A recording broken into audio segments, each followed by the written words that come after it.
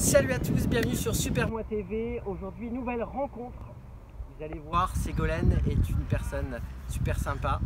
Je l'ai rencontrée grâce au processus J'ose, grâce à Lionel. Une jeune femme très intéressante, très passionnante, avec un parcours hors norme, mais aussi comme plein de jeunes qu'on peut rencontrer. J'ai vraiment voulu raconter son histoire. Vous allez voir, c'est assez... voilà, moi j'ai eu un vrai coup de cœur pour cette personne. Donc tout de suite, maintenant, place à Ségolène. Salut Ségolène. Salut Franck. Tu vas bien? Ouais, et toi? Super. Je suis très content de passer ce moment-là ensemble. On s'est rencontrés grâce à Lionel de J'ose, qui t'a accompagné. C'est ça. Et moi j'ai voulu qu'on revienne sur cette jolie histoire, parce qu'il y a une jolie histoire par rapport à ça. Sur ton parcours, etc. Donc j'ai plein de questions à te poser. Et j'en ai une première justement sur quelle était ta situation avant d'arriver en fait. Est-ce que tu veux nous en parler? Alors bien sûr, donc avant de rencontrer Lionel avec J'ose, j'étais du coup avec mon ex-conjoint dans un système de vie qui était difficile pour nous parce que du coup on était dehors. D'accord. En fait on dormait du coup sur van dans une toile de tente, dans un parc en fait. Donc c'est vrai que tous les jours c'était difficile parce que on laissait notre toile de tente, donc nos affaires quand même personnelles, même si ce qui était le plus important on l'avait sur nous, mais voilà, on laisse quand même nos affaires personnelles dans un endroit où il y avait du passage quand même, donc toujours un peu inquiétant. C'était quand même un lieu public, donc on n'avait pas pris d'autorisation auprès de la mairie ou autre, donc voilà, chaque soir on se disait est-ce qu'on va retrouver notre toile de tente, dans quel état, si on ne l'a pas, où on dort, qu'est-ce qu'on fait, sachant que ce qu'il faut savoir c'est que voilà, on n'est pas tout seul à dormir dehors, donc les dispositifs il y en a, mais voilà, ils ne peuvent pas répondre à tous les besoins malheureusement parce qu'on est nombreux. Donc voilà, c'était un parcours qui était... Donc c'était ta situation avant d'arriver en fait? C'est ça. Et du coup quand tu es arrivé dans ce processus d'accompagnement, parce que là tu nous parles effectivement, il y avait quelque part quand on vit dehors, même dans une tente dehors, il y a quand même cette peur face plein de choses de la vie finalement. Est-ce qu'il n'y avait pas non plus quelque part le fait de rentrer quand même dans cet accompagnement, une forme de peur, d'appréhension, à dire est-ce que je vais pas être jugé dans mon parcours, comment ça va se passer, c'est quoi pour toi?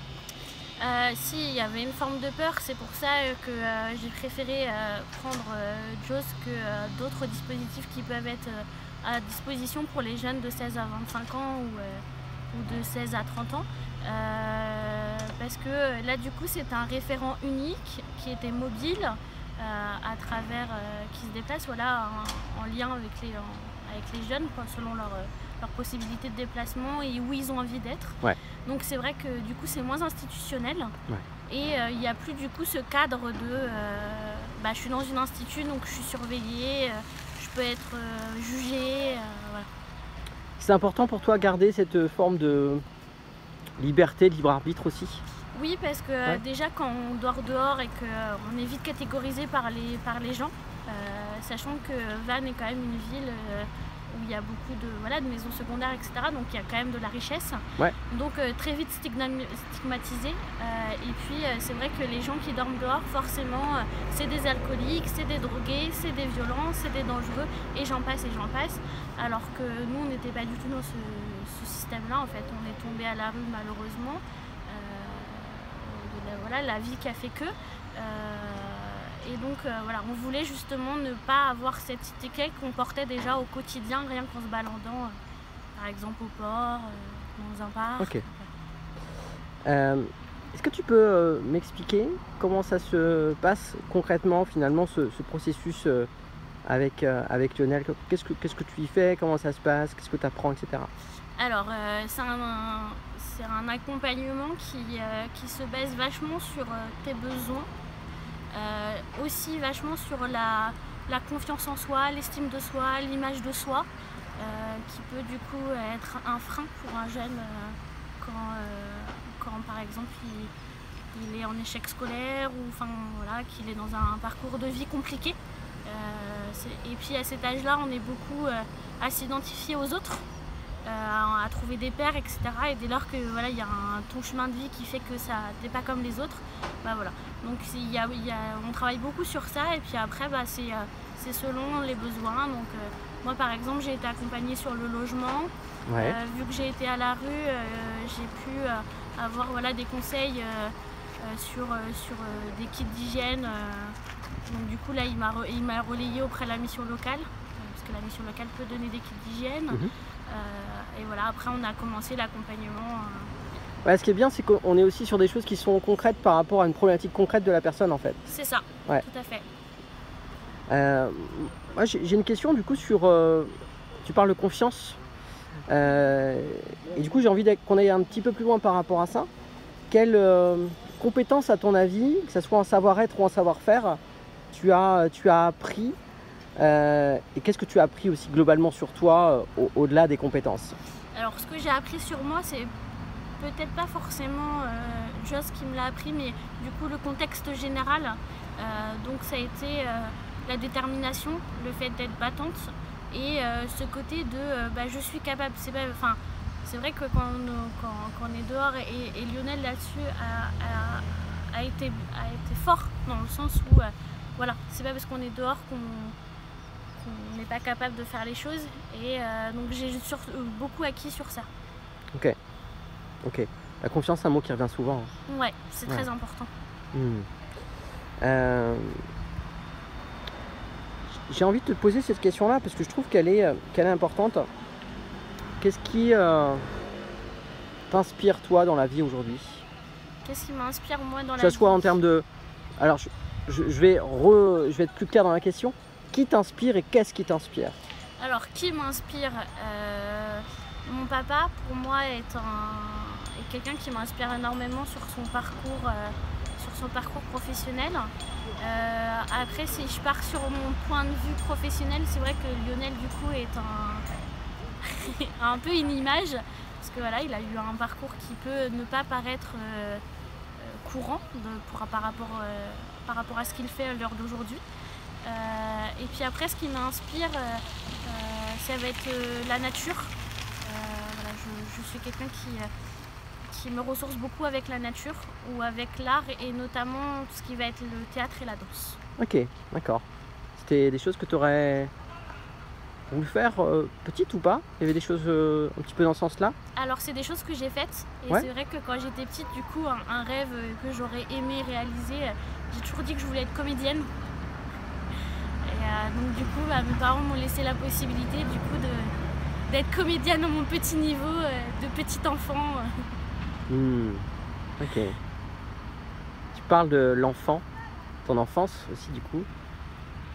Est-ce que l'enfant que tu étais, est-ce qu'elle aimerait bien passer un petit peu de temps avec toi aujourd'hui, avec la jeune adulte que tu es? Alors la jeune adulte que je suis là maintenant, oui. Après j'ai envie de dire tout dépend des choix qu'elle fera parce que elle a pu décevoir et intriguer et donc tout dépend le choix qu'elle fera. Voilà. Est-ce que tu es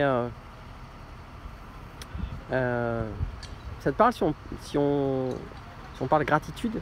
Oui. Est-ce que tu es fière de ce que tu as réussi à transformer aujourd'hui? Oui.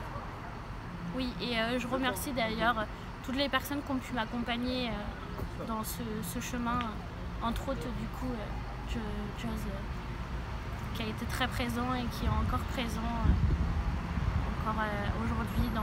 Voilà, dès que j'ai une petite question, j'hésite pas. On en parlait, parce qu'on déjeunait finalement ensemble ce midi, avec Lionel aussi, on avait cette discussion-là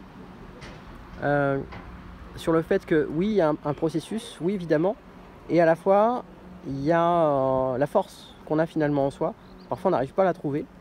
Et comme tu le dis, ben voilà, il y a des jeunes qui sont parfois dans des galères, dans des situations pas super cool. Et il y a des choses effectivement qui sont faites et parfois on n'arrive pas à accepter la main qui est tendue. Quel conseil, toi, qui est passé par là et qui vit le processus très très concrètement, quel conseil tu pourrais leur donner, toi? De pas forcément écouter ce que les autres peuvent dire dans le sens où par exemple quelqu'un va te dire non, fais pas ça, Ben non, justement, tu peux prendre ses conseils parce que des fois on peut te dire bah non, évite de faire ça parce que c'est dangereux ou parce que voilà. Mais des fois c'est pas correct. Enfin, si pas toi, juste. Voilà. Ouais. Si toi tu as envie de le faire et que tu t'en sens capable, il faut voilà, s'écouter. Et c'est aussi ça que Joz m'a permis d'avoir en fait, dans le sens où voilà, Lionel a su me dire bah non, t'es capable, t'as envie de le faire, donc t'essayes de le faire et tu mets tout en œuvre pour réussir. Tu me parlais il y a quelques minutes de rêve. Tu disais, ben, comédienne, j'aurais kiffé. Est-ce que ça fait toujours partie de tes rêves ou est-ce que tu en as d'autres aussi? Est-ce que ceux que tu as vraiment dans le cœur où tu dis, j'ai vraiment envie de les atteindre ceux-là? Alors oui et non, indirectement oui, ça fait toujours partie des rêves parce que voilà, c'est quelque chose que j'aime bien, mais je me suis rendu compte que voilà, être comédienne c'est quand même compliqué, donc je pense que je vais l'adapter différemment.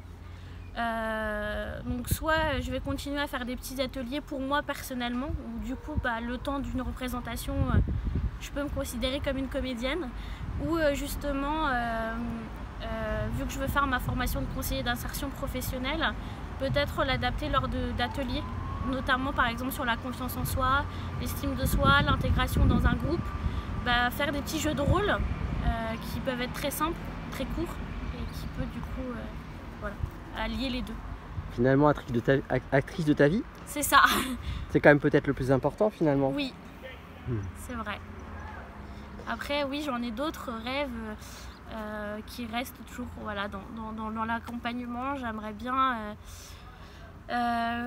monter une association dans l'accompagnement auprès de personnes en situation de handicap et surtout l'autisme. D'accord, c'est des valeurs qui te parlent? Oui, c'est des valeurs qui me parlent et puis je sais que voilà, c'est des handicaps qui sont lourds, qui sont compliqués, où les gens jugent vite. Et parfois invisibles aussi. Et parfois invisibles, exact. Et c'est vrai qu'en France, on n'a pas forcément d'énormes dispositifs qui sont adaptés à eux. On en a, mais qui ne sont pas forcément adaptés à eux. Et bah, du coup, Joz l'avenir qui est invisible pour les jeunes, bah, moi, j'aimerais bien du coup faire pour du coup justement cet handicap-là qui est un petit peu invisible et qu'on stigmatise très vite en fait. Quel moment sympa. Moi, j'ai vraiment envie de te remercier pour ce moment-là. C'est jamais facile de revenir sur son parcours, quel qu'il soit d'ailleurs. Donc j'ai vraiment envie de te remercier, Ségolène, pour ce moment qu'on a partagé là. Et du coup, j'ai envie de te laisser, toi, ta conclusion personnelle, ton petit mot de la fin, ce que tu as envie de rajouter s'il y a des choses qu'on n'a pas évoquées. Alors, du coup, déjà, Franck, je te remercie. J'ai passé un sacré moment avec toi, enrichissant et très agréable. Je remercie notamment encore une fois Lionel avec Joz l'avenir qui est voilà, un homme en or qui voilà, justement voilà, qui est très à l'écoute des jeunes et qui casse tous les stéréotypes qu'on peut avoir, qui est très institutionnel avec la mission locale ou autre. Là, c'est vraiment voilà, un organisme autre, puisque c'est un conseiller unique et qui se déplace aux besoins des jeunes. Donc n'hésitez pas à le contacter. Ouais, c'est ça, on mettra toutes les coordonnées effectivement de Joz, le site internet, etc. Je voulais juste rajouter un petit détail qui est important. Oui, Lionel, je confirme, est un homme en or, mais on est tous en fait d'aller chercher son or à l'intérieur, quoi, hein, parce que c'est toi aussi qui t'es bougé. Oui, c'est chaque personne en fait qui se bouge pour croire en son avenir et en ses rêves. Bah, c'est sûr, il m'a donné la clé pour réussir. Voilà. Merci Ségolène, plein de belles choses à toi. Merci Franck, bah, pareil pour toi. Merci.